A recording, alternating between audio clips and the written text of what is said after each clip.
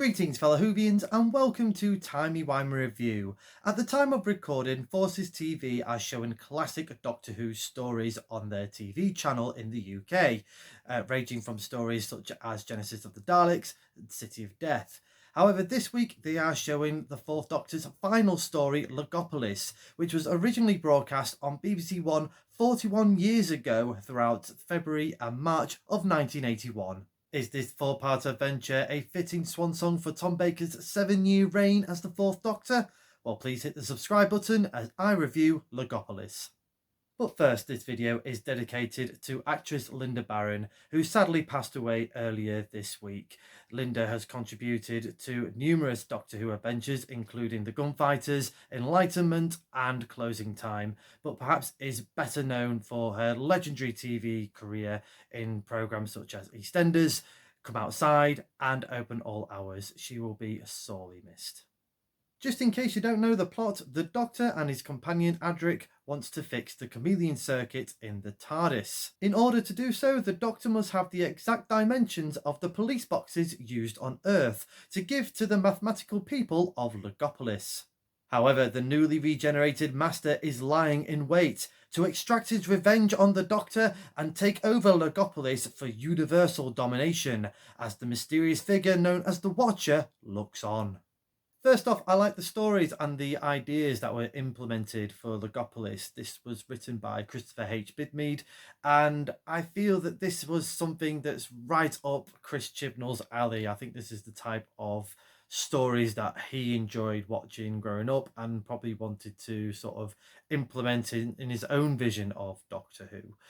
So for Logopolis, I really like the TARDIS within a TARDIS within a TARDIS, and I also like the people of Logopolis and the idea of the block transfer computation.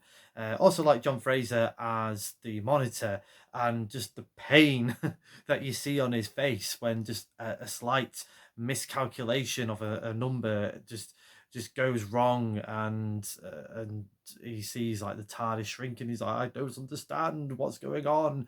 And then later on, it had bigger implications with the universe starting to just disappear and break down. This story is full of debutantes, which is very weird considering this is pretty much a regeneration type story, and I think the two sort of kind of clash really.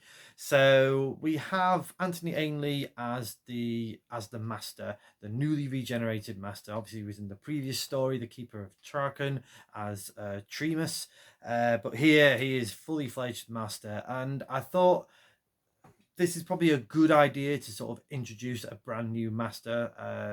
Obviously a lot more time has passed since the great Roger Delgado passed away as the Master, but Anthony Ainley does a really good job, and like I said, it's a good way of reintroducing the Master and kind of putting that nuclear heat on this villain by killing off the Doctor, especially a very iconic Doctor such as the Fourth Doctor.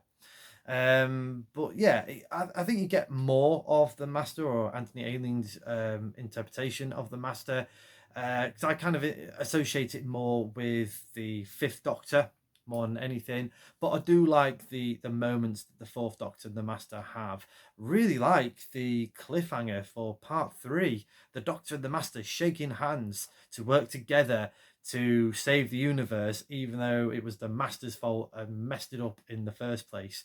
The downside really is that we don't really get a full-on sort of Master appearance or having anything to do properly with the story until part 3, and I think probably about halfway into part 3. Most of the time you just hear the odd giggles and him just shrinking people into tiny action figures. So yeah, it needed a lot more of the Master to really sort of give it that impact, which I think they were going for. We also have the debuts of not one but 2 companions. So I'll start off with Tegan, played by Janet Fielding. Tegan makes her debut here, the air hostess from Australia. And yeah, she does a serviceable job. She's kind of I kind of get where they was coming at, really. Sort of like, just she is just thrown in with the whole Doctor Who madness. You know, she only came to sort of get some help, and is thrusted into this wild adventure with the Doctor, which involves the death of her aunt Vanessa, who was just taking her to the airport. Poor Aunt Vanessa. And yeah, I think Janet Fielding did a serviceable job here. I think in hindsight, maybe could have held off her debut into more Peter Davison's era. Probably fit her in somewhere else. I'm not sure where I would fit her in the next season of Doctor Who.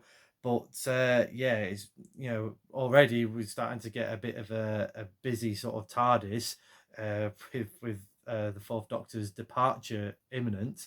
And then we throw in another companion with Nissa. Now, to be fair, Nissa was kind of introduced in The Keeper of Traken, but this was a late edition, so the story was told.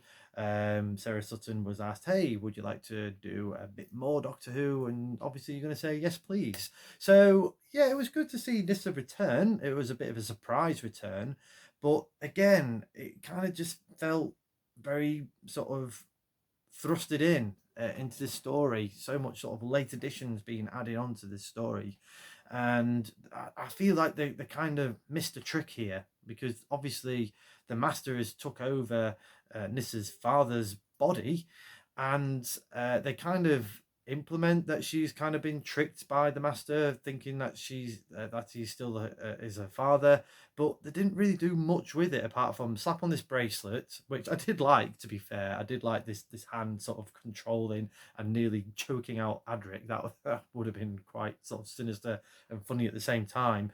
But I think really they could have really played on her emotions and naivety, and say, "No, I am your father, but you must do this. You must try and destroy the Doctor. He's done this to me," and really sort of like just throw her off kilt. That would have been a bit of a more flourished debut for Nissa, in my opinion.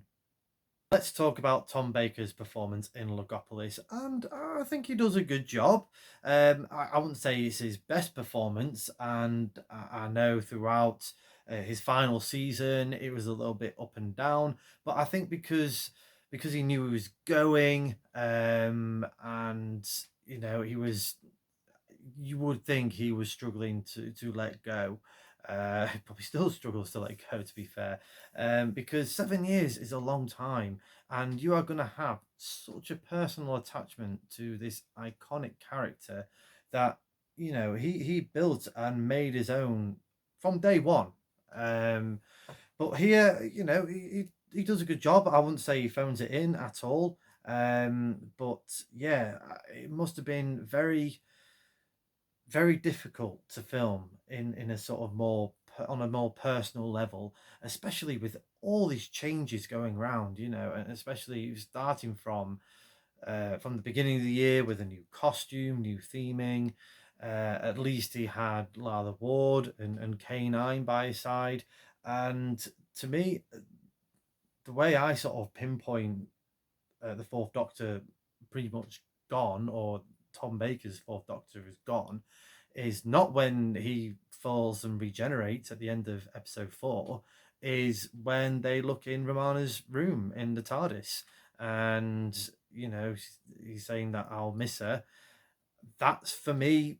That Fourth Doctor is gone already. Compare this to John Pertwee's departure in Planet of the Spiders. Now, he had Elizabeth Sladen, who he had built up a good rapport with throughout his season, with the Doctor and Sarah Jane Smith. You had Nicholas Courtney and quite a few of the remaining unit family that's still around, as well as the producers and the writers, and also some of his sort of favorite actors that he wanted to be with, like Kevin Lindsay and John Darth. So he had kind of like a party swan song, somber departure. Now compare that to here, and Tom doesn't really have anyone. You got a fairly new companion with Adric, two brand new companions with Nissa and Tegan, and obviously Anthony Ainley trying to find the feet. So they're all trying to find the feet, and I would kind of feel a bit lost in the shuffle. So I would, I don't blame Tom for being probably a bit sort of narky and a bit sort of angry from the documentaries that I saw in this DVD. Obviously, there was quite a lot of tension going on in the studios. And yeah, it was a very sort of solemn goodbye. And I think, really, in hindsight, could have done a bit more with him. And I think I think that there's two sides to every coin, obviously, but I feel that something more needs to be added to give him this grandiose finale. I know it sounds like I'm bad mouthing this story. I'm not. There is some good things that I really like. For example, this is a really fast paced story. These 4 episodes just fly by, but the only sort of downside to that is, because it's going so fast, is that you're just sort of missing some of the emotional weight that's behind what's going on. There's some particularly dark moments that they're just kind of just snap and it's gone. So, for example, Tegan's auntie dies. She's dead. She was only going to take her to the airport, and yeah, move on to the next scene. Nissa, poor Nissa. Her father's been taken over by a renegade Time Lord. The Doctor says that's not your father. Tremas is dead, murdered by him. Acknowledged and move on. And then again, poor Nissa, her whole planet disappears. Her whole planet gets basically disintegrated, mentioned, and then moved on. These emotional weights would have made it so much better and so much sort of on a grander scale. And I don't know if that's due to sort of like timing reasons. I'm not sure. Or they just didn't want to sort of for it overshadow Tom Baker's Fourth Doctor's regeneration scene. I'm not sure, but really they should have like hung on to these proper emotional plot points. However, this is a strong regeneration scene. The Doctor heroically saves the day, saves the universe. Now, I know the little scuffle between the Doctor and the Master over the satellite dish, that doesn't quite sort of hold too well, or a little bit sort of uh, weird camera work. It doesn't quite sort of show off as well as it could. But again, that's probably just money and time. You can't sort of, you got to work with what you got. But the effects actually, the new effects that they put for the Blu-ray does help a lot here. Actually, to be fair, and obviously seeing poor Doctor just plunged to his death, that's horrible. But yeah, the regeneration scene itself, with him hanging on and his life flashing before his eyes with all his past villains, that was really good. And obviously, when you see him on the floor, the Doctor, and then everyone all shouted his name, and then obviously all the past companions come out. That is such a powerful moment, And obviously the immortal final line that Tom Baker says, that scene, you couldn't ask for any better for the Fourth Doctor. To have, as if 7 years just sort of flashing through, and that must have been a real sort of an emotional sort of like, oh my gosh, for all the people that have followed 7 years of Doctor Who, especially for a good, 1 or 2 generations that only know Tom Baker as the Doctor, and especially in America, they still think Tom Baker is the Doctor. So to have all that is pretty powerful. And then at the end, the Watcher coming over, and I did like the character of the Watcher, by the way. I thought that was a very interesting character. Sort of like maybe a theory of like a future incarnations of the Doctor, sort of like just watching over, and just sort of like, when it's your time, it's your time. And sort of like, if you go over that, then this mysterious figure is going to be, constant reminder of death. You know, it's like the Time Lord's Grim Reaper. Obviously, lots of mixed feelings about this story, but I am going to give Logopolis a Tardis rating of 6.5 out of 10. Again, I really enjoyed the ideas surrounding Logopolis, with the TARDIS within the TARDIS, the Logopolis people, and just the sort of threats were there, you know, with the whole universe breaking down, the Master just thinking he's got one over the Doctor in terms of universal domination, only, you know, you haven't done your calculations properly, you've messed things up. You know, the Gopolis people are so fascinating. Really enjoyed the Monitor, really like the idea behind the Watcher, and you know, I do like the introduction of the new companions. But the downside is just the pacing of this is too fast. You know, that you're missing all the emotional beats from this story. This story, I know they wanted to, you know, they're really hammering home the out with the old and in with the new, and we see a lot more of that with the Peter Davison's David story, Castrovalva. But really, I think they should have held on to some of the old a bit more, apart from just the Fourth Doctor. This should have been a 6-part episode. I think that they could have done a lot more with this story. I would love to have seen a lot more for this story. You know, tricking Nissa would have been perfect. The Doctor's, you know, if he's going to go out, he's going to go out in a blaze of glory. You know, this Watcher just staring over him. Bit like the 10th Doctor was in The End of Time, you know, a bit more like that. This is kind of what I feel that Tom Baker deserved for his final story as the Fourth Doctor. So yeah, like I said, mixed emotions for this one. It is entertaining. It definitely is entertaining. So do watch it on Forces TV if you can do in the UK. If not, it's on DVD, it's on Blu-ray, it's on subscription service BritBox. It's definitely worth a watch. Let me know in the comments below your thoughts to Logopolis. Do you agree with my opinions, or have I just wrecked your favourite story? Do let me know. And also let me know, what is your favourite Doctor Who regeneration story. Next time on Timey Wimey Review, I'll be reviewing the 12th Doctor's 2-part episode, The Zygon Invasion and The Zygon Inversion.